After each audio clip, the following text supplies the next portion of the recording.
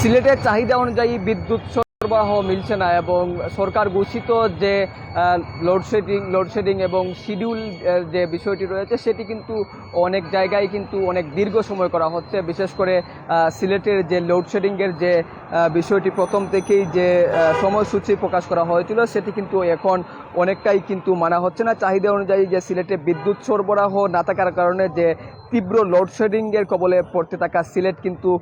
ইতিমধ্যেই জনজীবন অস্বস্তি হয়ে পড়েছে এবং এরই মধ্যেই কিন্তু সিলেটে যে নতুন করেই কিন্তু লোডশেডিংয়ের সূচি প্রকাশ করেছে বিদ্যুৎ উন্নয়ন বোর্ড সিলেটের বিক্রয় ও বিতরণ বিভাগ 2 এবং এই যে সূচি প্রকাশ করেছে সেই সূচির মধ্যেই কিন্তু প্রায় 13 ঘন্টার যে লোডশেডিংয়ের সূচি প্রকাশ করা হয়েছে এবং বিশ্ববাজারে জ্বালানি তেলের যে মূল্য বৃদ্ধির কারণে দেশে বিদ্যুতের উৎপাদন কমছে এবং এই অবস্থায় বিদ্যুৎ সাশ্রয়ে গত 19 জুলাই থেকেই সিলেট সহ সারা দেশে এলাকাভিত্তিক যে 24 ঘন্টায় 1 থেকে 2 ঘন্টা করে রুটিন লোডশেডিং করার নির্দেশনা সরকার দিয়েছিল সেটি কিন্তু পর্যায়ক্রমে কিন্তু দিনে এবং রাতে 24 ঘন্টা 4 ঘন্টা লোডশেডিং এর শিডিউল এর আগে প্রকাশ করেছিল বিদ্যুৎ বিক্রয় বিদ্যুৎ উন্নয়ন বোর্ড সিলেট এবং কিন্তু তাদের এই শিডিউল প্রথম থেকেই কিন্তু বিপর্যয় দেখা দেয়। প্রথম দিন থেকেই নগরীর বিভিন্ন জায়গায়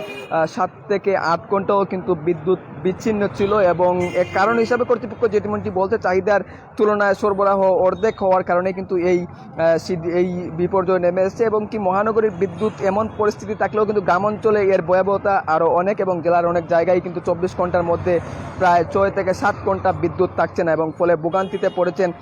সিলেট এবং সিলেট জেলার বাসিন্দারা। এবং নতুন যে শিডিউল প্রকাশ করেছে বিদ্যুৎ উন্নয়ন বোর্ড বিক্রয় বিতরণ বিভাগ 2 সেটিতে যে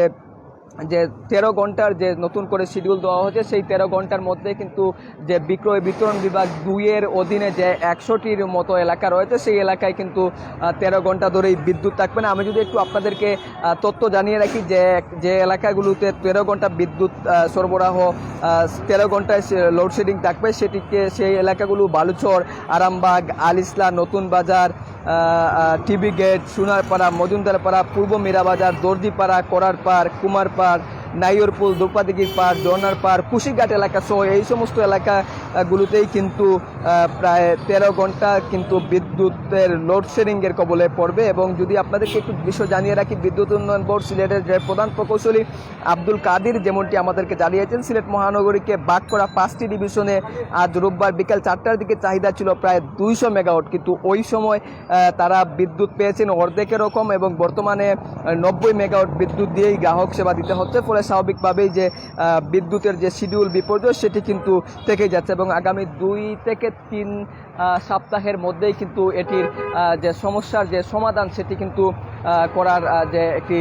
তথ্য তারা জানিয়েছেন। বিশেষ করে সিলেট নগরের যে এই মুহূর্তে বিদ্যুতের যে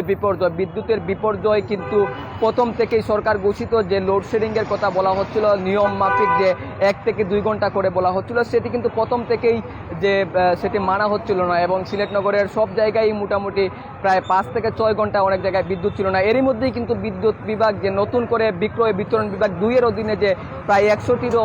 উপরে এলাকা সেই এলাকা করে নতুন করে 13 ঘন্টার যে লোডশেডিং থাকার তথ্যটি জানিয়েছে সেই তথ্যে কিন্তু জনজীবনে আরও অনিশ্চয়তা নেমে এসেছে। বিশেষ করে ব্যবসা প্রতিষ্ঠান এবং মানুষের যে স্বাভাবিক জীবনযাত্রার যে ব্যাঘাত করবে সেটি কিন্তু অনেকটাই কিন্তু নগরবাসীর মধ্যে প্রভাব ফেলবে এবং এটি কবে নাগাদ স্বাভাবিক হতে পারে সেই বিষয়েও তারা যেমনটি বিদ্যুৎ উন্নয়ন বিভাগ বলছে যে আগামী 2 থেকে 3 সপ্তাহ পরেই কিন্তু এটি স্বাভাবিক হতে পারে। তো এই ছিল সিলেটের বিদ্যুৎ বিভাগের যে নতুন লোডশেডিংয়ের শিডিউলের সময়সূচি সেই সময়সূচির সর্বশেষ তথ্য। আমরা নিশ্চয়ই আপনাদেরকে অন্য কোনো আপডেট নিয়ে অন্য কোনো তথ্য নিয়ে আপনাদের সম্মুখে আবারও হাজির হব। ততক্ষণে ভালো থাকুন, সুস্থ থাকুন, নিরাপদে থাকুন।